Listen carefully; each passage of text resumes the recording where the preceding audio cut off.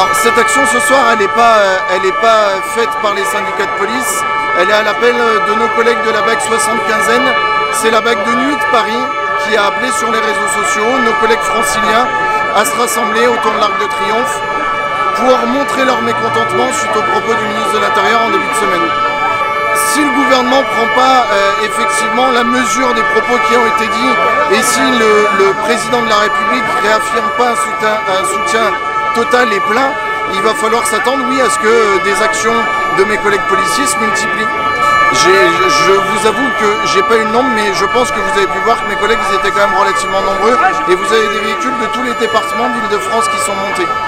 Nous, en tant que syndicat de police, ce qu'on va vous répondre, c'est que la démission du ministre de l'Intérieur, elle apportera rien. Changer le ministre de l'Intérieur aujourd'hui, c'est infusible. Si le gouvernement change de ministre pour rester dans la même doctrine, il n'y aura aucun changement.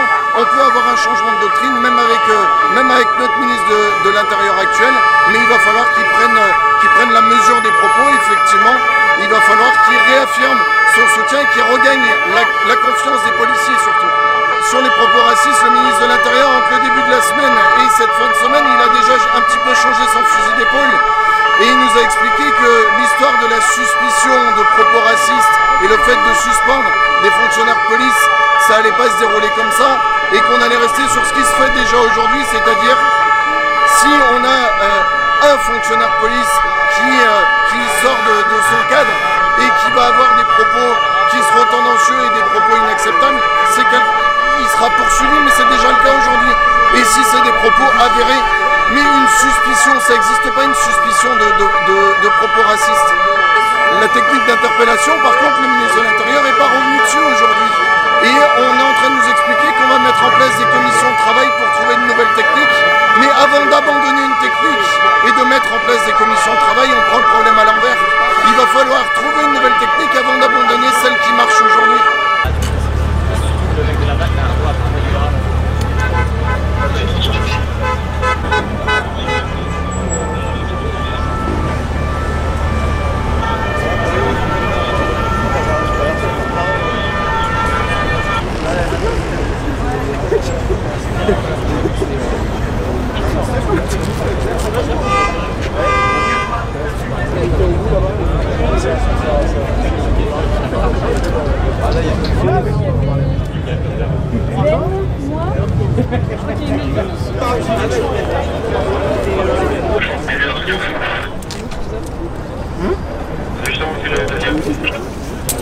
Oui.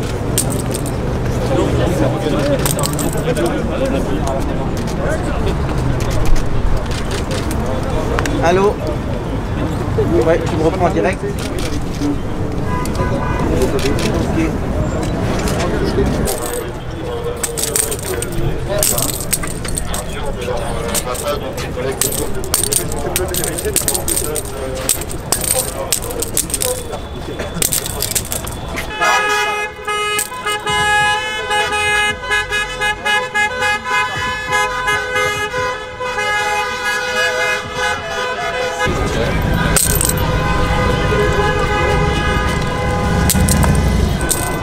En fait, tu fais toujours la place de l'Étoile et en mode course.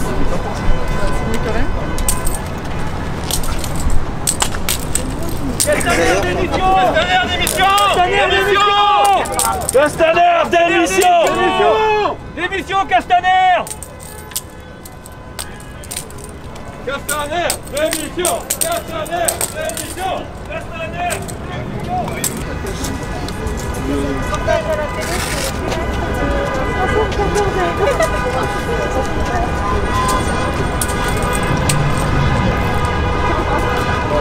Allez, on rentre à la maison après.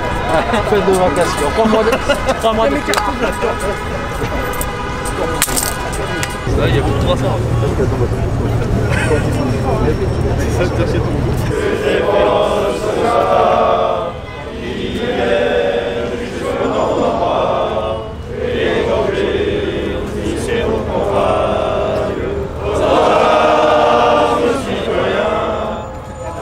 Effectivement, s'il y a des propos racistes et des actes racistes dans la police, ils n'ont rien à faire, ces collègues-là. Mais aujourd'hui, on est à l'image de la société, c'est une société cosmopolite. On a des collègues issus de toutes les origines et on nous traite de racistes. Alors qu'on est un des piliers de la République, c'est inadmissible. Oui, c'est un cri de colère. Depuis maintenant 3-4 jours, les policiers sont en colère. Donc toute la profession est unie et on ne lâchera pas.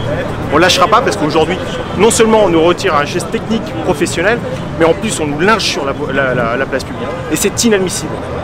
On demande un dialogue social parce qu'aujourd'hui, nous ne sommes pas concernés, on ne concerne pas la base. C'est des élus, des énarques qui prennent des décisions sans prendre la mesure de ce qui se passe au niveau de la base. Aujourd'hui, on est vraiment en colère et on ne lâchera pas. Mais qu'est-ce qu'on peut attendre d'un gouvernement comme celui-ci? Qu'est-ce qu'on peut attendre? Aujourd'hui, on a des tractations qui sont faites avec les représentants du personnel. On est lynché sur la voie publique. On est lynché, même pas un geste, même pas un mot. Ils sont venus à Évry, dans le 91. C'est simplement parce que c'est le berceau des policiers en colère. Et c'est parce qu'on a des collègues qui sont tombés en 2016.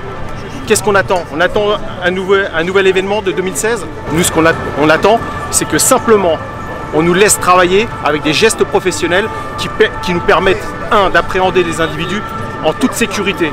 Ce n'est pas le PU qui va nous aider à interpeller sur la voie publique. On a des gestes professionnels, tels que l'étranglement arrière. Il n'y a jamais eu d'accident. Alors qu'on nous le laisse et qu'on nous laisse travailler enfin. C'est un tout. On ne peut pas accepter qu'on nous enlève des gestes professionnels et qu'on nous lynche sur la voie publique. Parce qu'aujourd'hui, on nous a lynchés sur la voie publique. Tout ça parce qu'il y a l'affaire Abada Traoré, parce qu'on fait des assimilations avec les États-Unis, mais on n'a jamais eu de décès avec un geste professionnel tel que l'étranglement arrière. C'est pas comme en 2016, parce qu'en 2016, il y avait des collègues qui avaient été lourdement blessés, et aujourd'hui, on est en colère parce qu'on nous lynche. On nous lynche. Le gouvernement nous a lâchés. Il a lâché un de ses piliers de la République. Moi, je suis syndicaliste, mais je suis là parce que je suis policier. Vous voyez, il n'y a pas de bannière syndicaliste. Il n'y a que des policiers ici. Des hommes et des femmes qui sont policiers. Pas du tout. Il nous a simplement abandonnés. Il nous a vendus. Monsieur le ministre, vous nous avez vendus, vous nous avez lynchés sur la voie publique. Et bien maintenant, vous voyez, les policiers sont en colère et on ne lâchera rien. Le racisme, monsieur, touche tout le monde. Il touche même les blancs, les noirs, les jaunes, les arabes, tout le monde. Aujourd'hui, en France, on a une société cosmopolite, il ne faut pas l'oublier. Même nos collègues sur le terrain, on est issus de toutes origines. Même nos collègues lors d'interpellations, ils sont victimes de racisme. Moi, j'ai des collègues qui sont traités de bounty, de salarabe, de vendus. Et ils portent l'uniforme. Ils portent l'uniforme de la France, des policiers, des bleus, ce qu'on appelle. On a une maxime qui est là, c'est préserver et protéger. On n'est pas là pour attaquer les gens, on n'est pas là pour les embêter. On est là pour faire notre boulot et sauvegarder la République. Aujourd'hui, c'est un appel des collègues qui ont demandé à pouvoir exprimer leur colère, voilà, en service avec les véhicules de police, exprimer leur colère par rapport aux déclarations de notre ministre de lundi. Voilà. Le ressenti, ça ne sera pas suffisant et on y était, j'étais ce matin à Mantes-la-Jolie pour la cérémonie pour nos deux collègues qui sont fait assassiner et on a eu l'occasion d'en parler avec lui, avec le ministre directement. On lui a dit ça va pas passer, ça ne sera pas suffisant. Là, lundi dernier, il y a eu une cassure avec des propos que les collègues aujourd'hui n'ont pas accepté parce qu'ils ont estimé qu'on a généralisé le mot racisme, on a mis en doute leur professionnalisme avec des techniques qu'on maîtrise depuis des années. Tout ça pour calmer la clameur publique, tout ça parce qu'une minorité dit que la police est raciste et la police ne fait pas bien son boulot. Il n'avait pas le droit de traiter les effectifs comme ils les doivent traiter. On a des gens professionnels qui au quotidien travaillent pour la sécurité des citoyens. Ils font mal parce que c'est pas juste aujourd'hui d'entendre ces propos, ces insultes envers la police. C'est pas juste parce que derrière on mérite pas ça, on fait notre travail, on est policiers républicains. Alors effectivement on dérange dans les cités parce qu'on fait juste notre travail. On empêche la délinquance de pouvoir faire leur trafic de stupéfiants. Donc si c'est ça qu'on nous reproche, c'est dommage parce que c'est notre boulot. c'est de faire la sécurité des citoyens. Donc les mots ils sont durs à entendre quand vous êtes policier républicain, vous êtes aussi citoyen. On a des collègues qui sont aussi de l'immigration, je suis moi-même issu de l'immigration, entendre des propos comme quoi on est raciste, bien sûr que ça fait mal. Je suis pas, comment dirais-je, apte à demander une démission d'un ministre ou quiconque, je fais pas de politique. Aujourd'hui la question c'est est-ce que notre ministre se sent encore représentatif des collègues. C'est à lui à se poser des bonnes questions, c'est à lui à se demander qu'après le discours, est-ce qu'il pense que derrière, il peut encore avoir la confiance des collègues. Voilà.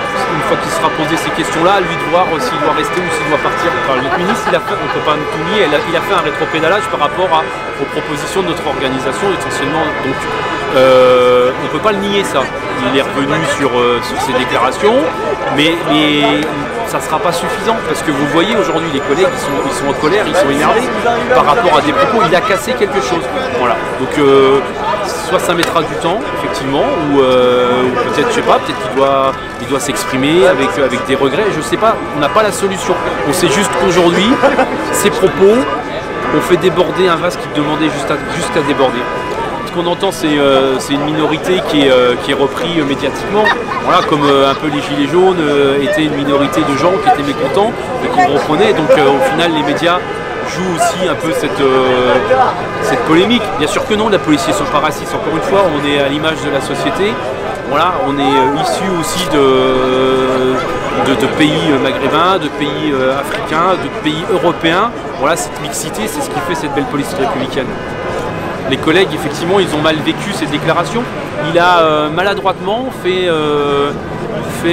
laissé planer le doute que la police entière était potentiellement, alors pas raciste, mais qu'on n'était pas forcément en train de jouer le jeu. Et en proposant sur des soupçons avérés de pouvoir suspendre un fonctionnaire de police, on laisse penser que quand c'est avéré, on ne fait pas le boulot, et puis quand il y aura des soupçons, on va suspendre. C'est pas cohérent. Ces déclarations n'ont pas été cohérentes. Donc, ouais, déçu et blessé, ouais. Qui a dépassé sa pensée, mais en tout cas, ce que nous avons ressenti, c'est qu'il a lâché ses hommes. Voilà, donc, on est bien d'accord, il a lâché ses hommes et c'est gravissime ce qui vient de se passer parce que non seulement il les met en danger eux, mais il met également leur famille et leurs enfants en danger avec ça. Et ça c'est gravissime. Et nous, enfin en tout cas chez Soft, on peut pas admettre ça et on sera derrière eux, quoi qu'il en coûte et quoi qu'il se passe. Parce que voilà, c'est notre police, c'est notre liberté, c'est notre sécurité et on peut pas... Notre sécurité, la police, elle est là pour veiller sur nous, pour notre sécurité. Et malheureusement, aujourd'hui, dans la conjoncture actuelle, avec ce qui s'est passé depuis les Gilets jaunes, ils ont toujours été en première ligne, ils nous ont défendus. Et d'un seul coup, on dit... en fait,